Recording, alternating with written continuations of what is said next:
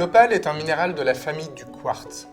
Elle est composée de microsphères de silice qui vont s'arranger ensemble et c'est sur ces microsphères de silice que la lumière va diffracter pour donner ce qu'on appelle les feux de l'opale.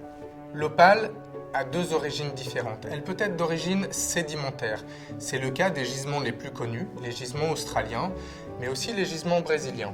Elle peut être aussi d'origine volcanique. C'est le cas de l'opale du Mexique, notamment, et surtout de l'opale qui nous intéresse aujourd'hui, l'opale d'Éthiopie.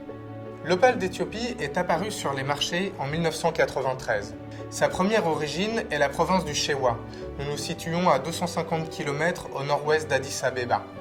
Cette opale a une matrice miel à marron, opaque, avec une structure en digite et des feux extrêmement vifs. Elle est ensuite apparue dans la région du Wollo, à 600 km environ, en plein nord d'Addis Abeba. Cette opale, on la trouve sur les hauts plateaux éthiopiens. Les gisements affleurent à flanc de falaise, au sein des roches volcaniques érodées.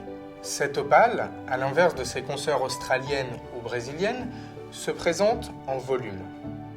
Sa couleur de corps va d'une teinte miel, dorée, parfois très sombre, au blond le plus éclatant et à l'opposé, jusqu'à une couleur extrêmement transparente, très cristalline.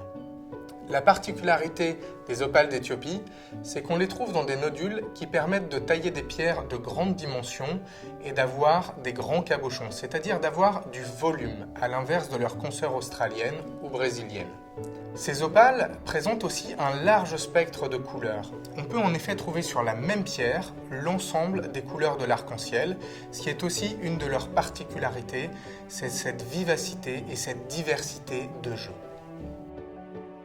Autre point marquant de ces opales, c'est qu'elles sont hydrophanes. Hydrophanes, cela signifie qu'elles absorbent de l'eau. On le sent par simple contact, en touchant la pierre, celle-ci adhère légèrement à la peau. Il faut, pour travailler avec des opales de qualité joaillère, que celle-ci ne soit pas trop hydrophane, c'est-à-dire que l'absorption d'eau soit limitée.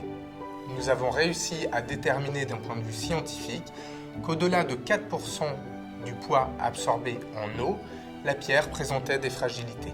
Il est donc important de s'assurer que celle-ci ne soit pas trop hydrophane afin de ne pas mettre en danger la pierre lors du sertissage. Cette opale d'Éthiopie a permis à l'opale dans son ensemble de reconquérir ses lettres de noblesse. On la trouve à nouveau depuis quelques années comme pierre de centre sur les plus belles pièces uniques de haute joaillerie.